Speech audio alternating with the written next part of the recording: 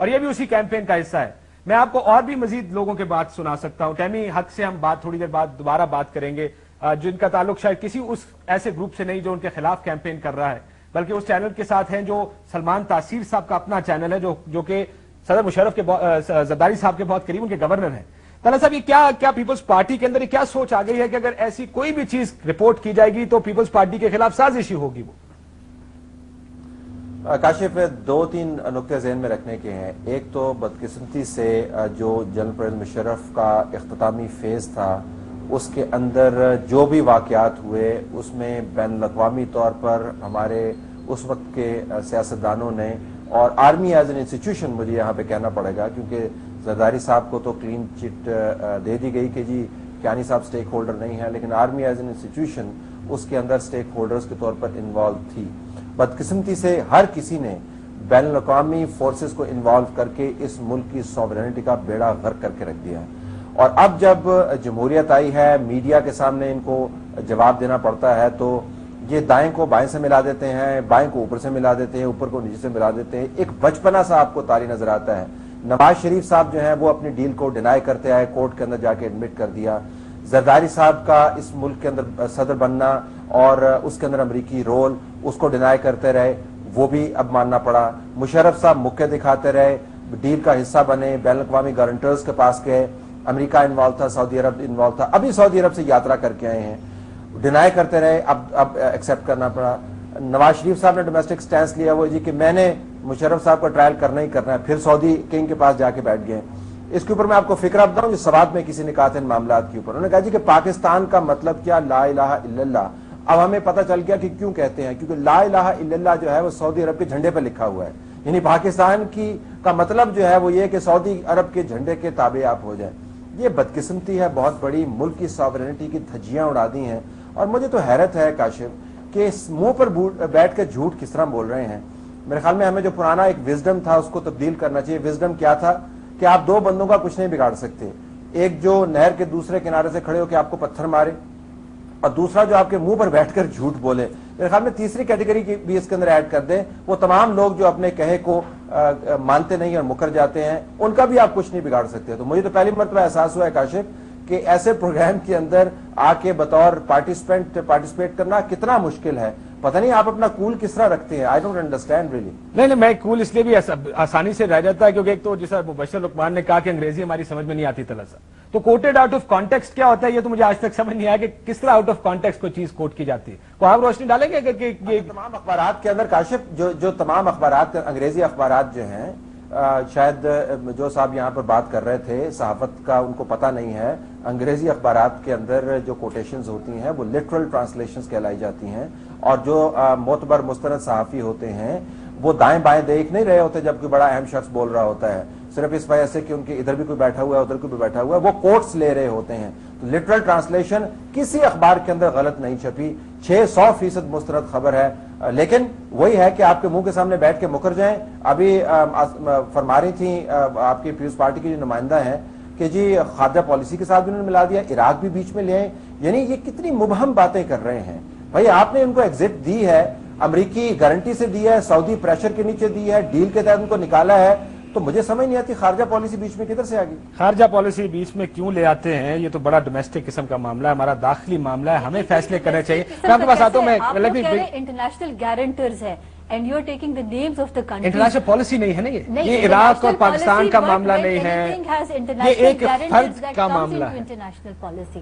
جب آپ کا خیال ہے کہ فورن پالیسی میں یہ آتا ہے, Kashmala how do you see it? آپ بھی بیٹھ کے دیکھ رہے ہیں, اب ہم اس وقت سے اس کو ڈیسائفر کرنے کی کوشش کریں. میں مشکل انگریزی کے لفظ استعمال نہ کروں کیونکہ بتایا گیا شاید سمجھ میں نہیں آتے, اردو میں بات کرتے. میں اس کو کیسے سمجھوں, یہ پالیسی کس طرح چلتی ہے, یہ حکومتیں کیسے کام کرتی ہیں؟ آپ بھی جب حکومت میں تھے یہی ہوتا تھا جی, مشرف صاحب کو آؤٹ آف کانٹیکسٹ کوٹ کر دیا گیا, بھاگ رہے ہیں بیان دینے کے بعد سچائی سے. دیکھیں کاشف, جو کوئی بھی حکمران ہو یا پوزیشن آف رسپانسبلٹی پہ ہو, میں سمجھتی ہوں کہ بہت غلط میسج قوم کے لیے جاتا ہے. یہ ایک بہت مسٹرسٹ ہو جاتا ہے لوگوں کا ایمان ہٹ جاتا ہے اس بندے کے اوپر سے کہ اس کی زبان ہی اپنی زبان ہے. زبان سب سے بڑی چیز ہوتی ہے کہ آپ نے ایک دفعہ جو چیز کہہ دیا, you stick to it and you stand by it and you mean it. اور جب اس قسم کا ایک ملک کا صدر ایک سٹیٹمنٹ دے تو میں سمجھتی ہوں کہ اتنے بڑے بڑے صحافی, اتنے بڑے بڑے نام جو لیے گئے ہیں, یہ سب وہاں پر موجود تھے. اور میرے خیال میں اظہر صاحب سے اچھی انگریزی تو کسی کی نہیں ہوگی. عائشہ ٹائمی حق کو میں بھی تھوڑی دیر بعد لائن پہ دوں گا, ان کی بھی انگریزی بڑی اچھی ہے. جن کا انہوں نے سوال کوٹ کیا ان کی انگریزی میں تو کوئی مضاحکہ نہیں ہونا چاہیے. تو بات یہ ہے کہ ہم کیا قوم کو اور ہر ایک کو ہم یہ دکھانا چاہ رہے ہیں کہ ہم جھوٹے لوگ ہیں یا ہماری بات کا کوئی معنی ہی نہیں رکھتا. اور اس وقت اتنے بڑے بڑے آپ جو باتیں کرتے ہیں, اور دوسری سب سے بڑی افسوسناک یہ بات ہے کہ یہ جو ممالک جن کا میری بہن نے ذکر کیا وہ ہمارے اچھے دوست ہیں, لیکن دوستی ان کو ہرگز یہ اجازت نہیں دیتی کہ ہمارے ملک کے نجی معاملوں کے اندر وہ داخل اس حد تک. کل میں نے اس کی ایک مثال دی کہ آپ اپنے دوست سے اگر ادھار پیسے لیں تو اس کو یہ اختیار نہیں دیتے کہ وہ یہ فیصلے بھی کرے کہ آپ کے بچے اسکول جائیں گے یا نہیں جائیں گے, آپ کی گاڑی کون سی ہوگی, آپ کے گھر میں کھانا کیا پکے. دیکھیں وہ ہم سے کتنے اپنے انٹرنل افیئرز میں مشورے لیتے ہیں کہ جی انہوں نے اس سال حج کی تاریخ کیا رکھنی ہے, یا اس سال انہوں نے عمرے بند کب سے کرنے ہیں اور کتنی ٹکٹیں دینی ہیں اور کتنا نہیں کرنا, اور دنیا کو کوٹا کیا کرنا ہے. کیا وہ ہم سے پوچھتے ہیں ان چیزوں کے اوپر؟ یا ان کی انٹرنل ادھر کتنی جو بھی گلوبل ڈیموکریسی کی بات کی ہے تو سعودی عربیہ کے اندر کتنی ڈیموکریسی ہے.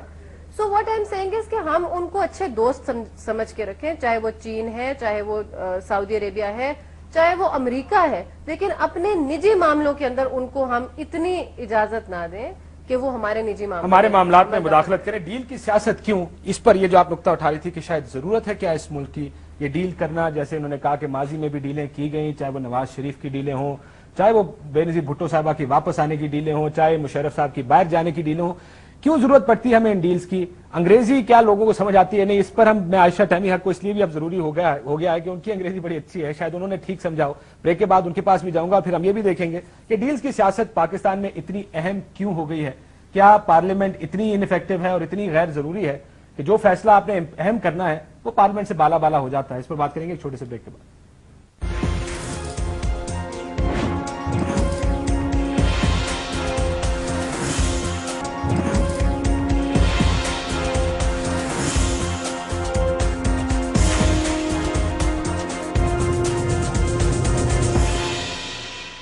جی ویلکم بیک ناظرین, ہم بات کر رہے ہیں جو 8 اخباریں جو بڑی ہیں جنہوں نے یہ 2 دن پہلے خبر دی تھی کہ مشرف صاحب کا جو ایگزٹ تھا پاکستان سے, جو ان کا جانا ہوا, وہ ایک ڈیل کا نتیجہ تھا جس میں انٹرنیشنل یعنی بین الاقوامی ضامن موجود تھے, جس کا جو تمام اخباروں نے کیا, تمام ٹی وی پر اس کی ہیڈ لائن چلی, لیکن آج حکومت کی جانب سے اس کا ڈینائل آ گیا ہے.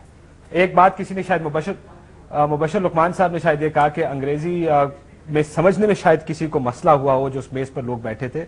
تو ہمارے پاس عائشہ ٹائمی حق موجود ہے, بزنس پلس کے لیے پروگرام بھی کرتی ہیں, جو سلمان تاثیر صاحب کا چینل جیسے ہم سب جانتے ہیں, مشرف صاحب کے زرداری صاحب کے کافی قریب بھی ہے یہ چینل. ابھی شاید ہمارا ان کے ساتھ رابطہ نہیں ہو پایا, جی ان سے ہم رابطہ بعد میں تھوڑی دیر میں کرنے کی کوشش کرتے ہیں. لیکن طلعت صاحب نے جیسے کہا کہ ڈیلز کی پالیٹکس اتنی بڑی کیوں ہے پاکستان میں, کیوں ہر چیز کے لیے پارلیمنٹ کو سائڈ پہ کر کے, منتخب نمائندوں کو سائڈ پہ کر کے ایک ڈیل کی جاتی ہے؟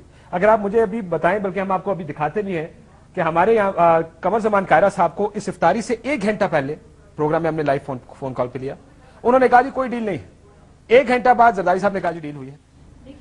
کیا ہم غلط بیان ہی کرتے اپنے لوگوں کے ساتھ؟ آپ اپنی جگہ ٹھیک فرما رہے ہیں, لیکن میں آپ کو تھوڑا یہ بتاؤں کہ جب آپ کہتے ہیں کہ ڈیل کی politics, you see, so any nation, Pakistan یا پاکستان کے لوگ یا ملک کوئی ایکسیپشن نہیں ہے. جب جس ملک میں ریپیٹڈلی مارشل لاز آئیں گے, فوجی حکمران آئیں گے, ملٹری ٹیک اوورز ہوگا, پھر اس سے جب ملک, عوام, سیاستدان, لوگ, سول سوسائٹی جان چھڑائے گی, کسی کا سہارا لے گی, کسی کے پاس جائے گی. پاکستان ایک پروگریسو کنٹری ہے, 3rd ورلڈ میں آتا ہے, کہیں سے وہ راستہ ڈھونڈے گی. And those are the angles اور those are the positions which are then later known as deals by any, جو اگر آپ ان کو, آپ میڈیا والے ان کو یہ نام دینا چاہتے ہیں یا کوئی اور سیاسی پارٹی کسی کو اینگلائز کرنے کے لیے بولتے کیوں نہیں؟ دیکھیں جی, آپ مجھے کھل کے یہ بتائیں کہ اس ملک کی بدقسمتی نہیں ہے کہ یہاں پر ریپیٹڈ مارشل لاز آئے ہیں. گنے ان مارشل لاز کو, گنے ان فوجی ڈکٹیٹرز کو. کیا حق تھا ان کا کہ کوئی جمہوری حکومت ہو؟ میں آج کسی کو اسپیسیفائی نہیں